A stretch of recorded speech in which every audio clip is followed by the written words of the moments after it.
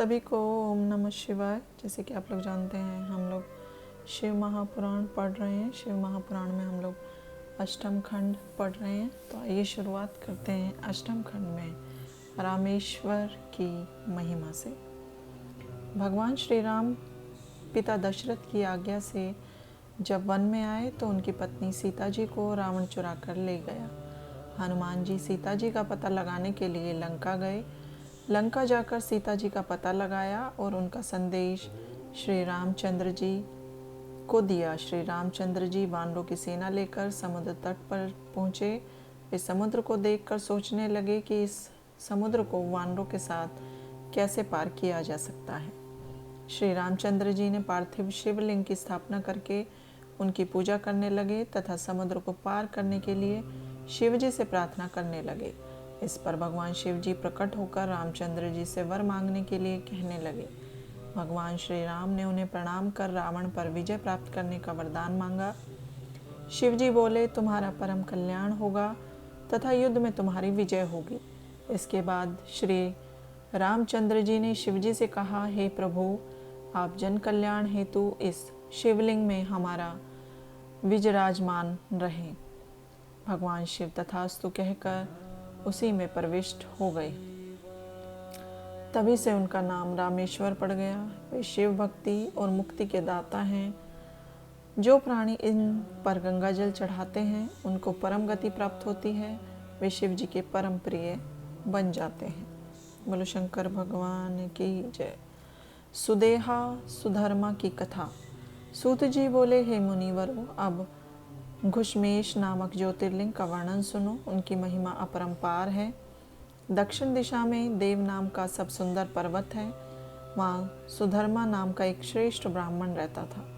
वह भारद्वाज गोत्र का था। उसकी पत्नी का नाम सुदेहा था। सुदेहा प्रतिदिन अग्निहोत्र करने वाली शिव जी की परम भक्त महिला थी, परंतु वह निसंतान थी। सुधर्मा को तो इसका कोई दुख नहीं था, परंतु उसकी पत्नी सुदेहा दुखी रहती थी। वह पुत्र की प्राप्ति चाहती थी। इस पर पति अपनी पत्नी को समझाता कि सभी संबंध स्वार्थ लिए हुए होते हैं। माता पिता पुत्र आदि सभी को हमने देख लिया है। कभी कभी पत्नी के ज़्यादा दुखी होने पर वह उसे फटकार लगाकर चुप करा देता था। वह हमेशा शिव जी की भक्ति में ही लगा रहता था। एक दिन की बात है, सुदेहा अपनी सहेलियों के साथ मन बहलाने हेतु चली गई। वहाँ पर उसका कई स्त्रियों के साथ झगड़ा हो गया। उस झगड़े में स्त्रियों ने उससे कहा, तू तो बांझ है, तो इतना अभिमान किस लिए करती है? हमें पता है कि तेरे पास बहुत धन है, परंतु कोई संतान न होने के कारण तेरे धन पर राजा का अधिकार हो जाएगा। यह धन दौलत तेरे किस काम की रहेगी? हमारा धन तो हमारे पुत्रों के काम आ जाएगा। इस प्रकार की बातें सुनकर सुदेहा घर को लौट आई। वह बहुत दुखी होने लगी। उसने रो रो कर सारी घटना अपने पति को बताई। इस पर सुधर्मा अपनी पत्नी सुदेहा को धैर्य बंधाने लगा। वह बोला, जो होनहार है वह अवश्य होती है। इससे व्याकुल नहीं होना चाहिए। कोई कुछ कहे वह कहता रहे, तुम्हें दुखी होने की आवश्यकता नहीं है। तब सुदेहा बोली, हे प्राणनाथ, या तो किसी प्रकार पुत्र प्राप्त करो, नहीं तो मुझे मार दो। तुम ऐसा नहीं कर सकते तो मैं स्वयं अपने प्राण त्याग दूंगी। पत्नी को अधिक व्याकुल देखकर सुधर्मा ने भगवान शिव जी का ध्यान करते हुए 2 पुष्प अग्नि की ओर फेंके। इन दोनों में दाहिना पुष्प पुत्र देने वाला है। मन में यह सोचकर वह पत्नी से बोला, तुम इसमें से एक पुष्प उठा लो। पत्नी ने शिव जी की माया से बाईं ओर का पुष्प उठा लिया। इस पर सुधर्मा अपनी पत्नी सुदेहा से बोला, हे कल्याणी, अब तुम पुत्र प्राप्ति की कामना को छोड़ दो और भगवत भजन में ध्यान लगाओ। हमारे भाग्य में पुत्र नहीं है। इस तरह वह पत्नी को समझा बुझाकर शिव पूजन में लग गया। कुछ समय पश्चात सुदेहा फिर बोली, हे प्राणनाथ, मेरे गर्भ से यदि पुत्र प्राप्त नहीं होता है तो आप दूसरा विवाह कर ले। मैं यह बात प्रसन्न मन से सोच समझ कर कह रही हूँ। सुधर्मा बोला, मुझे अब दूसरे विवाह की विपत्ति में मत डालो। इस प्रकार सुधर्मा ने दूसरे विवाह के लिए मना कर दिया। इस पर भी सुदेहा ने पुत्र प्राप्ति हेतु अपनी छोटी बहन से विवाह करने के लिए निवेदन किया। उसकी बात सुनकर सुधर्मा ने कहा, हे कल्याणी, मुझे तुम इस झंझट में मत डालो, क्योंकि इससे यदि पुत्र हो भी गया तो तुम दोनों में आपस में विरोध उत्पन्न हो जाएगा, जो हम में से किसी को भी सुखदायी नहीं होगा। इस पर सुदेहा पैर पकड़कर बोली, हे स्वामी, यह तो मेरी बहन है, मैं इसका विरोध क्यों करूँगी। आप निश्चिंत रहें। सुदेहा ने जोर जबरदस्ती करके अपनी छोटी बहन का विवाह अपने पति सुदामा के साथ करा ही दिया। उसकी बहन का नाम घुष्मा था। सुधर्मा ने सुदेहा से कहा कि यह तुम्हारी बहन अब तुम्हारी सोत बन गई है, तुम इसे प्रसन्न रखना। दोनों बहनें सुखपूर्वक रहने लगी। घुष्मा नित्य प्रति 101 शिवलिंगों की षोडशोपचार पूजा करने लगी। पूजा करके उसे तालाब में विसर्जित कर देती। इस प्रकार उसकी संख्या 1 लाख तक पहुंच गई। तब भगवान शंकर ने प्रकट होकर उसे एक सुंदर गुणवान पुत्र का वरदान दिया। उनकी कृपा से घुष्मा को गुणवान तेजस्वी पुत्र प्राप्त हुआ। पुत्र पाकर सुधर्मा बहुत प्रसन्न हुई। बाद में दोनों बहनों में ईर्ष्या उत्पन्न हो गई। घुष्मेश ज्योतिर्लिंग की उत्पत्ति। घुष्मा का पुत्र जब बड़ा हो गया तो सुधर्मा ने उसका विवाह एक श्रेष्ठ ब्राह्मण की कन्या से कर दिया। घुष्मा ने प्रेमवश पुत्र वधु को अपनी बड़ी बहन सुदेहा के चरणों में बैठाकर कहा कि ये आपके पुत्र और पुत्र वधु है। बहू से कहा, है पुत्री, ये तेरी सास है, इनकी तुम सब तरह से सेवा करना। इस प्रकार वह नित्य शिव पूजन करके गृह कार्य में लग जाती। परंतु सुदेश की ईर्ष्या बढ़ने लगी। एक दिन उसने रात्रि में सोए हुए पुत्र की बोटी बोटी कर उसी तालाब में डाल दिया जिसमें घुष्मा शिव पूजन कर पार्थिव लिंगों का विसर्जन कराती थी। प्रातःकाल जब उसकी पत्नी ने अपने पति को नहीं देखा तो वहाँ खून देखा तो वह दहाड़ मारकर रोने लगी। घुष्मा को भी महान दुख हुआ। सुदेहा बनावटी आंसू बहाने लगी।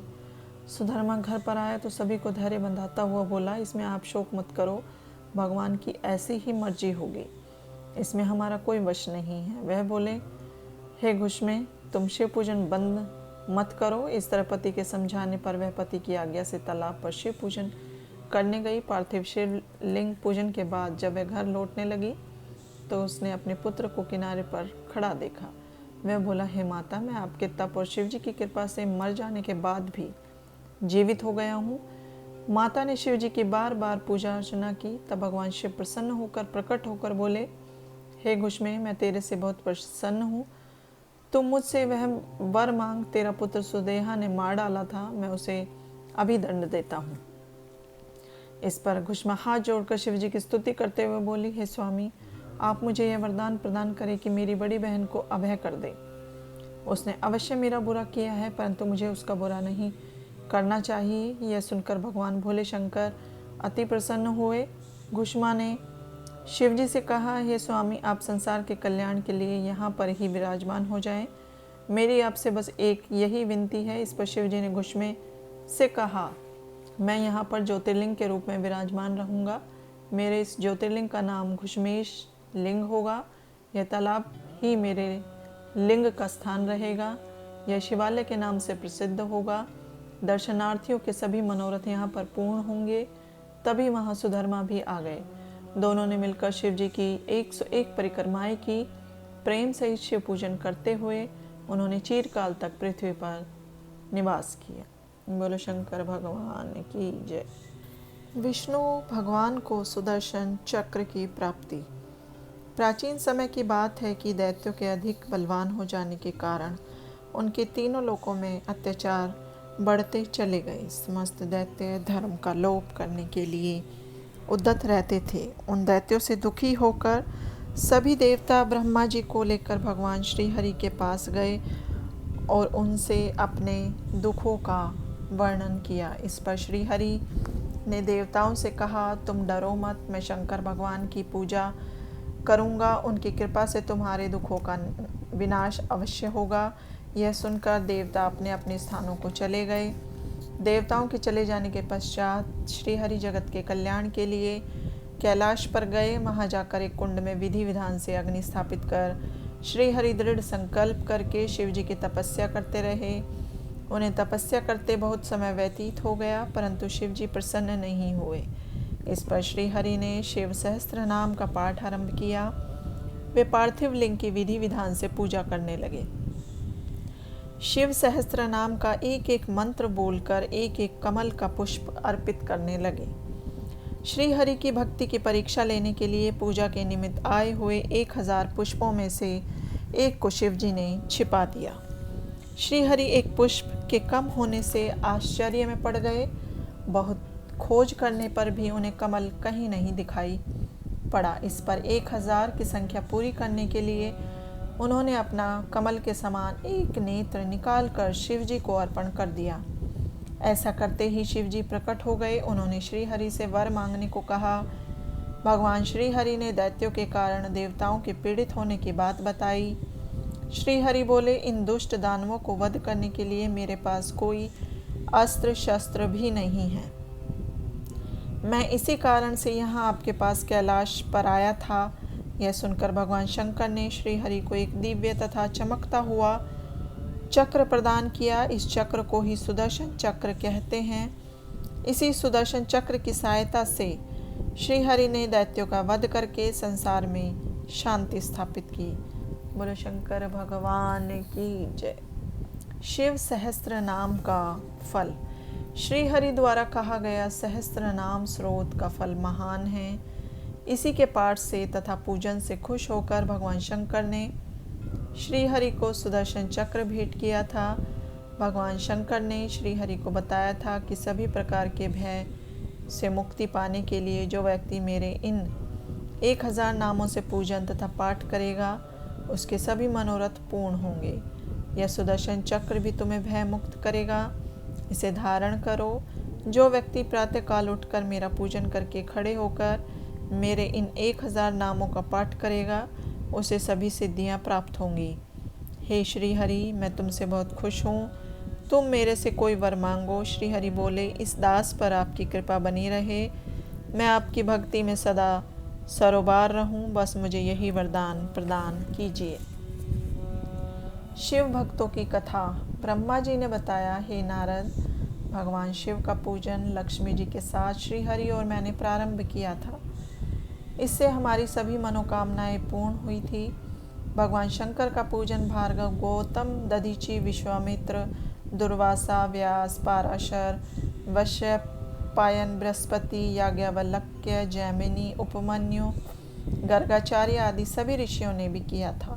मैं सभी भगवान शंकर के परम भक्त हैं। इसी प्रकार शुक्र, शौनकादिक ऋषि भी शिव जी की आराधना में संलग्न रहते हैं। अदिति ने वधु के साथ श्रद्धा भक्ति के साथ शंकर के पार्थिव लिंग का पूजन किया। इंद्रादिक लोकपाल, वसुआदिक देव, सिद्ध, गंधर्व, किन्नर तथा अन्य देवता शंकर भगवान की आराधना में लगे रहते हैं। शेष, वासुकी, तक्षक, गरुड़ आदि पक्षीगण भी शिव जी की पूजा करते हैं। सूर्य, चंद्रमा, मनु, स्वयंभू, राजा, प्रियव्रत, उत्तानपाद, ध्रुव, ऋषभ, भरत, राजा दिलीप, रघु, अजु, गुरु, वशिष्ठ, दशरथ आदि राजा अपनी रानियों के साथ शिव पूजा में लगे रहते थे। ये सभी शिव भक्त थे। इन सब पर भगवान शंकर की अपार कृपा थी। श्री राम तो शिव जी के परम भक्त थे। वे रुद्राक्ष की माला एवं भस्म धारण किए रहते थे। वे शंकर के पार्थिव लिंग की पूजा करते थे। शिवरात्रि व्रत का विधान। एक बार पार्वती जी ने भगवान शंकर से पूछा, हे स्वामी, आप किस व्रत के द्वारा भोग और मोक्ष प्रदान करते हो? भगवान शिव जी ने बताया, मुझे प्रसन्न करने के लिए अनेकों व्रत उपवास हैं, परंतु वेद वक्ता महर्षियों ने 10 उपवास श्रेष्ठ बताए हैं। प्रत्येक माह की अष्टमी को व्रत रखकर रात्रि में व्रत को खोलना चाहिए। कालाष्टमी का उपवास रात्रि के समय नहीं खोलना चाहिए। प्रत्येक मास की कृष्ण पक्ष की एकादशी को व्रत नहीं रखना चाहिए। दिन को शिवजी का पूजन करके रात्रि में भोजन करें। शुक्ल पक्ष की त्रयोदशी को रात में भी भोजन नहीं करना चाहिए। शुक्ल पक्ष की त्रयोदशी के व्रत में रात को भोजन करें, परंतु कृष्ण पक्ष की त्रयोदशी के व्रत में रात भर निराहार रहना चाहिए। यह सभी उपाय अपनी सामर्थ्य के अनुसार शिव भक्तों को करने चाहिए। इन सभी व्रतों में शिवरात्रि का व्रत सबसे श्रेष्ठ है, उसका फल भी अधिक है। शिवरात्रि के व्रत के नियम इस प्रकार हैं। प्रातःकाल उठकर तथा योग्य नित्य कर्मों से निर्वृत्त होकर शिव मंदिर में जाना चाहिए। वहाँ पर भगवान शंकर को प्रणाम करके विधि पूर्वक उनका पूजन करें। इसके बाद उनसे प्रार्थना करें, हे नीलकंठ, मेरी इच्छा है कि आज शिवरात्रि के व्रत उपवास को धारण करूं, अतः आपकी कृपा से मेरी इच्छा पूर्ण हो, उसमें कोई विघ्न ना पड़े, काम क्रोध आदि शत्रु मेरा कुछ न बिगाड़ सके, मेरी सब तरह से आप रक्षा करें। इतना कहकर शिव जी के सामने संकल्प लें और प्रतिज्ञा करें, रात्रि में पूजन की सभी सामग्री लेकर शिव मंदिर में जाएं। शिवलिंग शास्त्र सिद्ध होना चाहिए, उनकी प्राण प्रतिष्ठा शास्त्रों के द्वारा हो चुकी हो, ऐसे ही शिवलिंग का पूजन करना चाहिए। वहाँ सामग्री रखकर स्नान करके शुद्ध वस्त्र धारण कर पवित्र आसन पर आरूढ़ हो जाएं। फिर शिव पूजन का कार्य करें। शिव जी के भक्त को रात्रि के चारों पहरों में पार्थिव लिंग की रचना करके 4 बार वेद विधि से पूजा करनी चाहिए। 108 बार शिव मंत्रों को बोलकर ज्योतिर्लिंग पर जल चढ़ा 108 बार की अभिमंत्रित जलधारा से ही लिंग पर चढ़ी हुई वस्तु को उठाएं।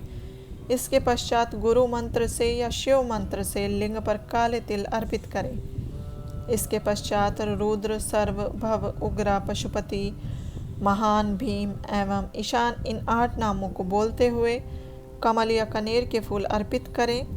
ओम नमः शिवाय पंचाक्षर मंत्र का जप करें। जप के पश्चात धेनु मुद्रा बनाकर निर्मल जल से शिव जी का तर्पण करें। धर्म के अनुसार ब्राह्मण को भोजन कराने का संकल्प करें।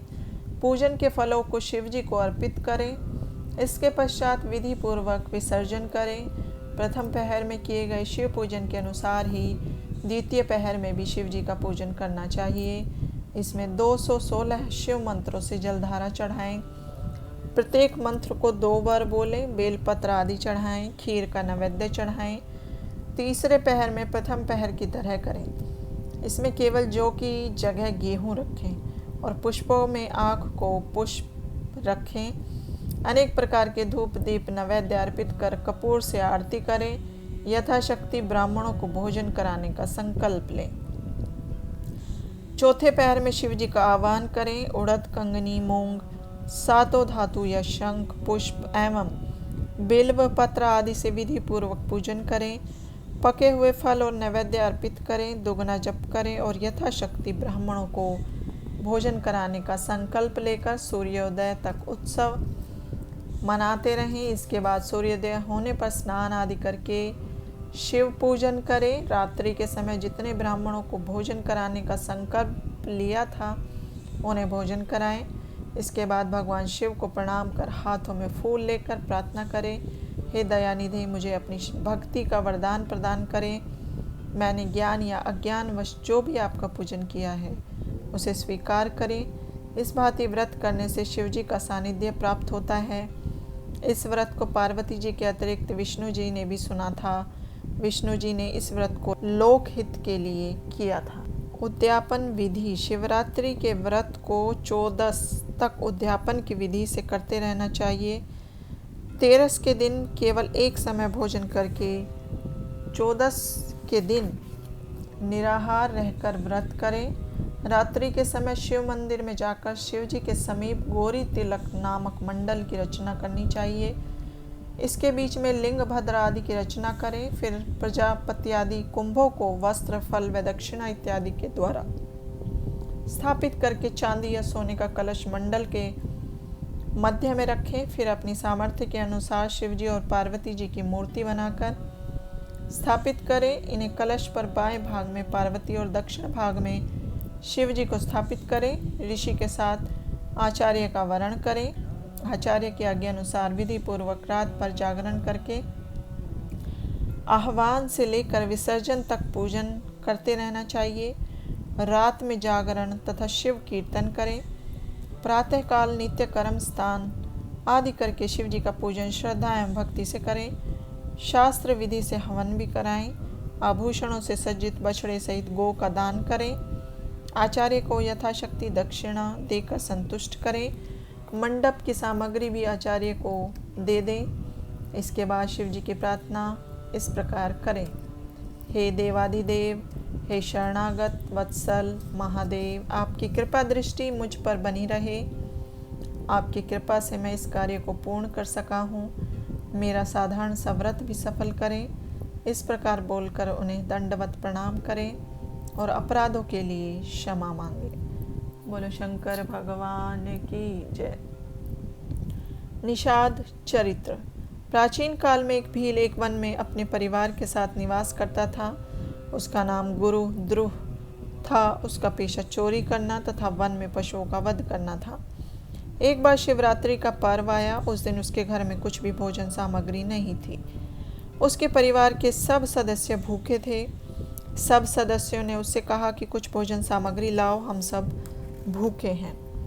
वह धनुष बाण लेकर शिकार को चल दिया। भाग्य से उस दिन शाम तक वन में घूमने पर भी उसे कोई जानवर शिकार के लिए नहीं दिखाई दिया। रात हो जाने पर वह बहुत व्याकुल हो गया। वह सोचने लगा, खाली हाथ कैसे लौटूं? परिवार के सदस्यों को खाने के लिए क्या दूंगा? बहुत सोच विचार करने के बाद वह तालाब के किनारे एक बेल के वृक्ष पर रात बिताने के लिए बैठ गया तथा उसने एक पात्र में जल भी रख लिया। उसने सोचा कि रात में जब कोई पशु जल पीने को आएगा तभी मैं उसका शिकार कर लूँगा। रात्रि के प्रथम पहर में एक हिरनी जल पीने के लिए तालाब पर आई। भील ने उसका शिकार करने के लिए धनुष पर बाण चढ़ाया। धनुष पर बाण चढ़ाते समय कुछ जल तथा बेल पत्र झड़कर नीचे गिर पड़े। भील के भाग्य से उस बेल के वृक्ष के नीचे शिव जी का ज्योतिर्लिंग स्थापित था। इससे अनजाने में ही जल और बेल पत्र ज्योतिर्लिंग पर गिर पड़े। इस प्रकार भील के द्वारा शिव जी का रात्रि के प्रथम पहर में पूजा हो गई। इससे अनजाने में ही भील के पापों का नाश हो गया। भील के धनुष के टंकार सुनकर हिरनी ने कहा, तुम यह क्या करना चाहते हो? भील ने कहा कि मेरा परिवार भूख से मर रहा है। मैं उन्हें भोजन देने के लिए तुम्हारा शिकार करना चाहता हूँ। यह सुनकर हिरनी बोली, तुम बहुत अन्यायी हो। तुम्हें जरा भी दया नहीं आती। यदि मेरे मांस से तेरे परिवार की भूख मिट जाए तो मेरा यह शरीर धन्य है। दूसरों के कष्ट निवारण से ही जीव प्रशंसा के योग्य हो जाता है। तुम थोड़ी देर और रुक जाओ। मैं अपने घर जाकर अपने बच्चों को अपनी बहन को सौंप कर आती हूँ। तब तुम मुझे मार कर ले जाना। तुम मेरा विश्वास करो, मैं लौट कर अवश्य आऊँगी। यदि मैं लौट कर ना आई तो मुझे वह पाप लगेगा जो विश्वासघाती को लगता है। हिरनी की बातों पर विश्वास करके भील ने हिरनी को जाने दिया। हिरनी लौटकर अपने बच्चों के पास गई। इस प्रकार उस भील का रात्रि का प्रथम पहर का जागरण हो गया।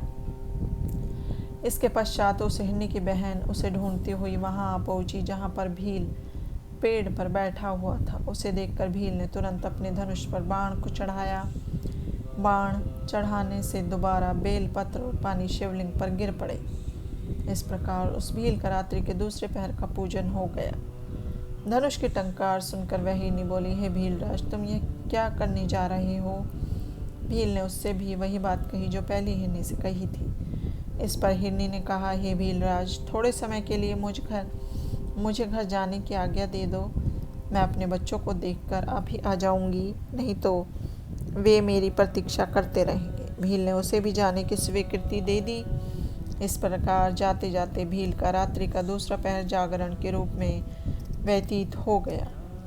रात्रि के तीसरे पहर में एक मोटा ताजा हिरन जल पीने उसी तालाब पर आया। वहीं पेड़ पर भील बैठा था। भील ने उस हिरन का शिकार करने के लिए अपने धनुष पर बाण को चढ़ाने लगा। इस बार भी शिवलिंग पर जल व बेल पत्र गिर पड़े। इससे भील के तीसरे पैर की शिव पूजा अनजाने में हो गई। हिरन ने उसके चढ़े हुए बाण को देखकर पूछा, यह आप क्या कर रहे हो? भील ने उससे भी वही उत्तर दिया जो उसने पहले हिरनी को दिया था। इस पर हिरन ने बड़ी अनुनय विनय करके कहा, हे भीलराज, मैं अपने बच्चों तथा पत्नी को समझा बुझाकर अभी आता हूँ। मैं शपथ पूर्वक कहता हूँ कि मैं लौटकर तुम्हारे पास अवश्य आऊँगा। भील ने उसे भी जाने दिया। इस प्रकार जागरण करते हुए भील का रात्रि का तीसरा पहर भी व्यतीत हो गया। जब दोनों हिरनी और हिरन घर पहुँचे तो सबने आपस में अपना अपना समाचार सुनाया। तीनों ही भील के पास शपथ खाकर आए थे, अतः तीनों ही अपने बच्चों को समझा बुझाकर भील के पास चल दिए, परंतु उनके बच्चे भी चल दिए। इस तरह हिरण का पूरा परिवार भील के पास पहुंच गया। भील ने उन सबको आया देखकर अपने धनुष पर झट से बाण चढ़ाया। इससे कुछ जल और बेल पर चढ़कर पुनः नीचे शिवलिंग पर गिर गए। इससे भील के मन में ज्ञान पैदा हुआ। यह रात्रि के चौथे पहर का पूजन था। मृग परिवार ने भील से कहा, हम अपनी प्रतिज्ञा के अनुसार आपके पास आ गए हैं। आप हमारा वध कर सकते हैं जिससे हमारा शरीर सफल हो जाए। इस पर शिव जी की प्रेरणा से भील सोचने लगा, मुझसे तो अच्छे यह अज्ञानी पशु हैं जो परोपकार परायण होकर अपना शरीर मुझे भेंट कर रहे हैं। एक मैं हूँ जो मानव शरीर पाकर भी हत्यारा बना हुआ हूँ। इस प्रकार सोचकर वह भील बोला, हे मृगियों, आप लोग धन्य हैं, मैं आपका वध नहीं कर सकता। तुम निर्भय होकर घर लौट जाओ। तभी वहाँ भगवान शंकर प्रकट हो गए। भील शिव जी के चरणों में गिरकर उनकी भक्ति का आशीर्वाद मांगने लगा। शिव जी ने उसे श्रृंगवेरपुर की श्रेष्ठ राजधानी में भेजकर भगवान श्री राम के साथ मित्रता होने का आशीर्वाद दिया। बाद में वह निशाच श्री राम जी की कृपा से मोक्ष को प्राप्त हुआ। इस प्रकार यह शिवरात्रि की महिमा का फल था। यह व्रत महान फलदायक है। ऋषि कहने लगे, हे सूत जी, आप कृपया हमें मुक्ति का स्वरूप समझाइए। सूत जी बोले, हे ऋषियों, शिवरात्रि का व्रत करने से सभी तरह के पापों का निवारण हो जाता है। इससे उत्तम सुखदायक सालोक्य, सायुज्य, सरूरूप्य ये 4 प्रकार की मुक्ति मिल जाती है। धर्म, अर्थ, काम आदि तो ब्रह्मा विष्णु आदि देवता दे सकते हैं, परंतु मुक्ति प्रदान करने का काम तो भगवान शंकर का ही है। भगवान शंकर ही परम पिता स्वरूप हैं। वे पर ब्रह्म हैं। वे विज्ञान में अव्यय, सर्वदृष्टा और ज्ञान लभ्य हैं। कैवल्य नाम की एक और मुक्ति है जो बड़ी कठिनाई से प्राप्त होती है। भगवान शंकर के 2 रूप हैं, एक सकल, दूसरा निष्कल। इसे ब्रह्मादि देव भी नहीं जानते हैं। भगवान शंकर अविनाशी हैं। उनका स्वरूप मन और वाणी से परे की वस्तु है। भगवान शिव ही पूर्ण परमात्मा हैं। मुक्ति के लिए ज्ञान मार्ग द्वारा ही शिव जी का भजन श्रेष्ठ कहा गया है। इसके द्वारा ही शिव जी भक्त के अधीन हो जाते हैं। वह प्रेम का अंकुश, प्रेम लक्षण भक्ति कहा जाता है। यह भक्ति गुण सहित अनेकों प्रकार की होती है। इसका वर्णन करना बहुत ही कठिन है। बोलो उमापति भोलेनाथ की जय।